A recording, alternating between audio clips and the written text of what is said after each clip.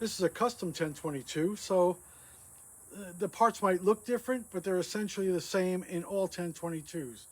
Some are higher quality, some are lower quality, some are heavier, some are lighter.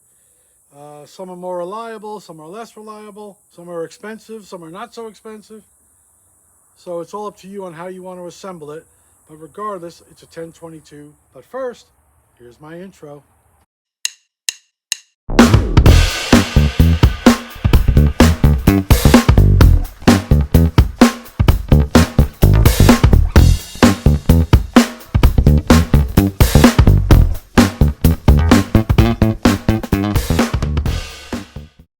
So now we're going to get into cleaning the grease and the grime out of this thing. And I should have put these gloves on earlier, quite frankly, but I forgot. So I'm going to put them on right now. You start working with all these chemicals, you don't know. I mean, they're not really harmful in any way that I'm aware of, but who wants to take a chance? So I wear rubber gloves. Plus, as you can see, it's the grease and grime from the old oils, any lubricants that you have inside the firearm, and the dirty ammunition can make a mess. Okay, so you can see inside there how filthy that is. In fact, here, I'll take this rag. I'm just going to rub my finger down. See, nice, clean, red rag, right? Nice and red, nice and clean. One time down through here. And this is without any solvents. This is without any deep cleaning. And you can see already how much filth came out of there. And I clean my guns fairly regularly. This was probably cleaned, I don't know, 300-400 rounds ago. So they get dirty quick. I'm going to go ahead and grab some of my favorite tools, these cotton swabs. And we will begin to just wipe this out for now. Clean all the nooks and crannies best you can.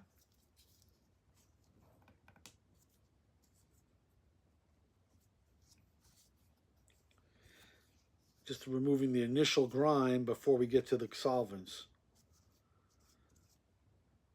You can just see how much filth comes off of there, huh? Amazing. Both sides are disgusting. But that's why you have to clean these things. If you don't clean them, you'll pay.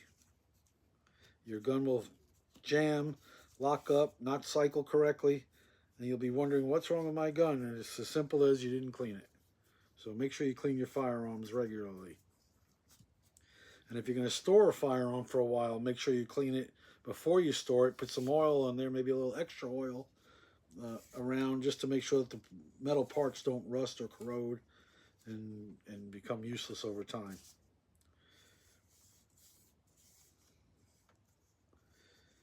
Okay, we're doing a pretty good job getting out the basics here. Yeah, still coming out. Especially right alongside the barrel. Inside the chamber, there's a little groove that this extractor will slide into. If you don't clean that little groove, the extractor won't be able to go inside that groove all the way. It'll stop the bolt from coming all the way forward, and it'll stop the extractor from being able to lock on to the side of that rim to pull it out, and you're going to get jamming issues. So you want to clean that little chamber out. And I don't know, let me show you. Again, nice clean spot on my flip-flop here. And now you can see how much stuff came out of that little tiny channel. And I'm going to go back in again. That was just the first attempt. And I usually use the back of the Q-tip, which I'm going to try. These are different. They're not going to work. Let me see if I can get a Q-tip in that groove. Yeah, I can get it in a little bit. And that all came out of that channel. So it's filthy in there. All right, so now I've removed most of the gunk, and we're going to go for cleaning now. And I use a product called Gun Scrubber. I like it because it really works very well. I bought it by the case. Save a little bit of money, but it is very expensive and it goes very quickly. There are some other products which I can show you in just a second. So we're going to use the Gun Scrubber, and I'm going to go ahead and spray it inside.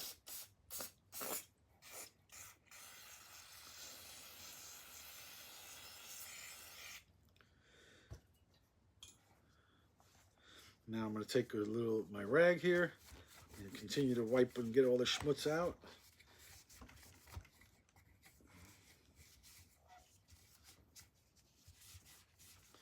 Oh yeah, baby, that's nice and clean now.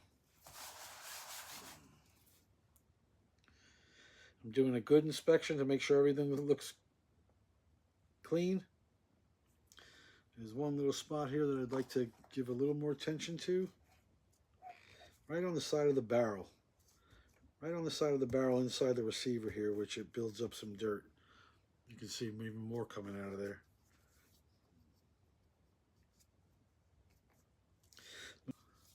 I'm going to leave that Q-tip there so I can show you better exactly where I'm talking about. It's on the side of the barrel. I'm trying to get down in there and get all that gunk and gook out of there. And like I said, you can see how much came off. And I'm going to do that on both sides of the barrel. And underneath the barrel if you can get under there.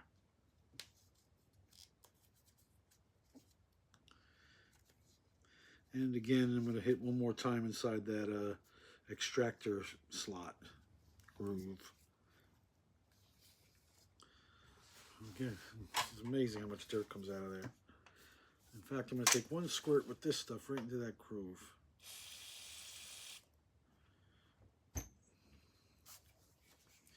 Gun scrubber is expensive, but it works wonders, I'll tell you what. Alright, now you can see how clean it is inside. It's important for inside the receiver to be clean so that the bolt can travel back and forth without any grease and grime and dirt and mud and gook trying to slow it down, and so that the gun can cycle smoothly. That's why you clean the inside of the receiver.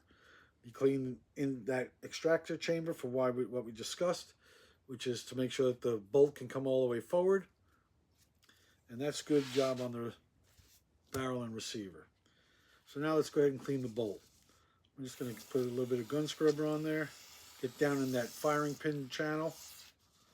Flip it over, hit the bottom a little bit. You don't want to get too crazy because again, this stuff's expensive. A few Q-tips. Clean the dirtier areas and the harder to get to areas. Every little dent and groove usually is there for a reason. So you want to clean everything.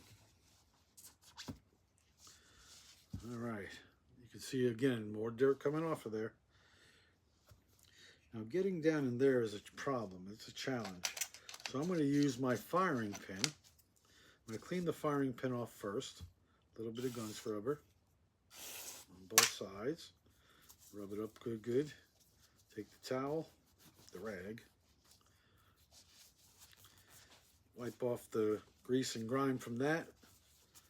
And then I'm going to use the back of the firing pin to clean this firing pin channel. Just going to rub it down through there. Yeah, I don't see anything coming out of there, which is a good thing. So the gun scrubber got everything out of there. Let me try one more spot here. Traveling the whole length of the channel that the firing pin sits in. And again, firing pin has to be able to move freely. That's why we clean it. All right, so now the bolt is nice and clean, as you can see. Actually, let me just put a little more squirt down here in the extractor channel. Okay. I don't think I can get this in there. No, I can't.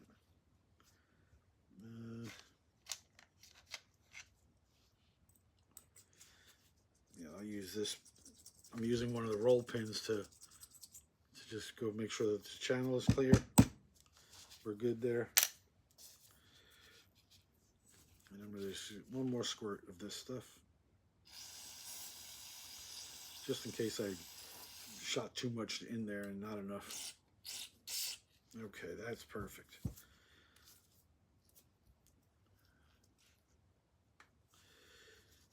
Now the other thing we want to do is a little bit on the bolt face.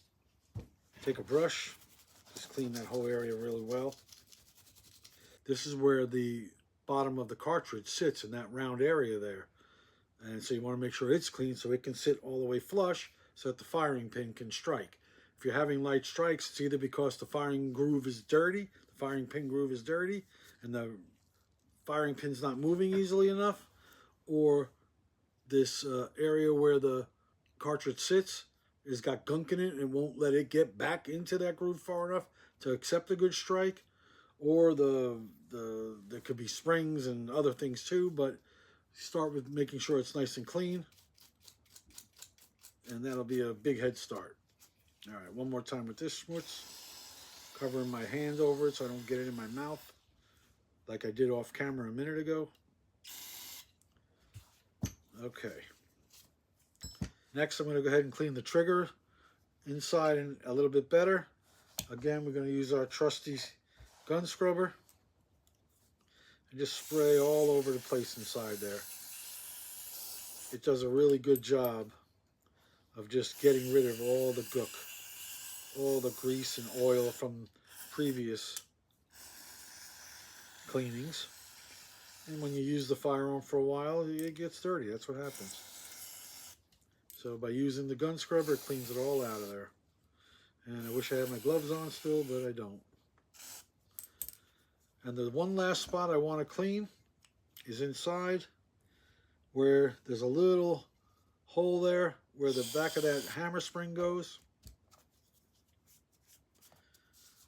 I'm going to go ahead and tidy this up. Make sure that, again, make sure that the pins stay in place. They're trying to fall out right now.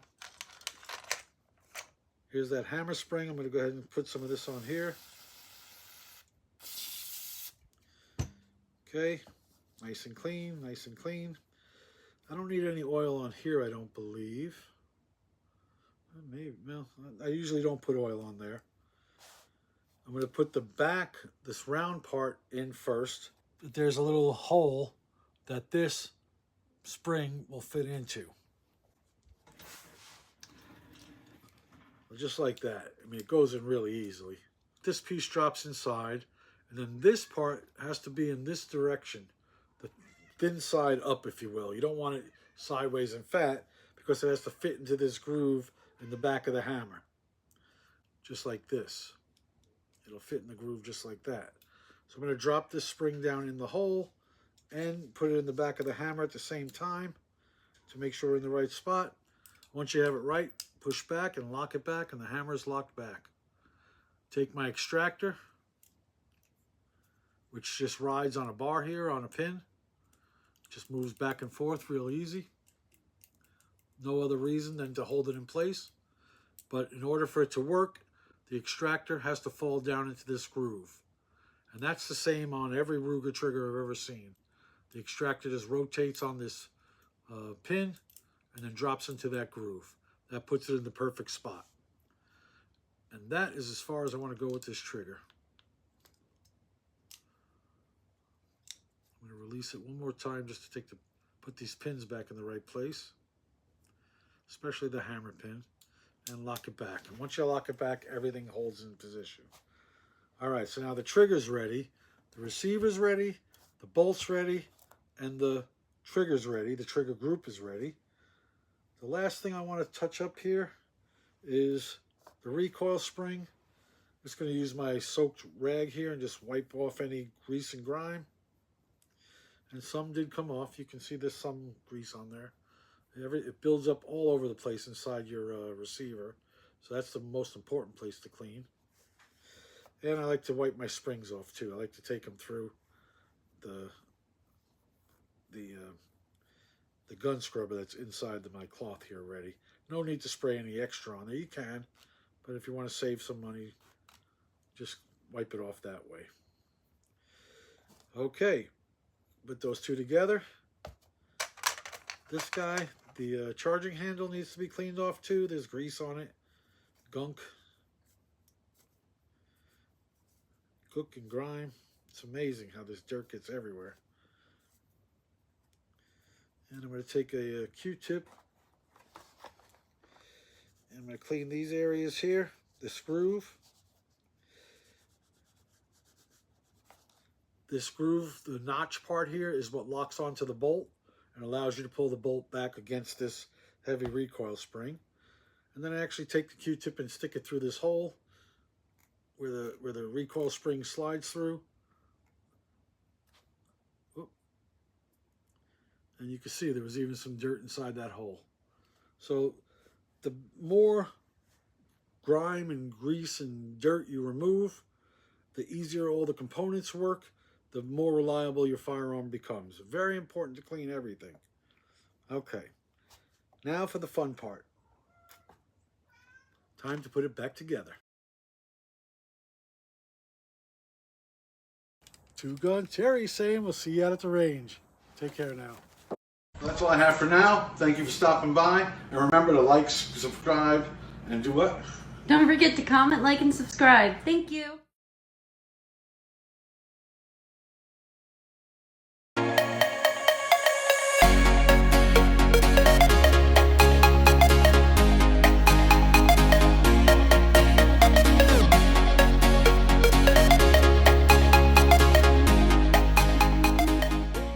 Bank ready.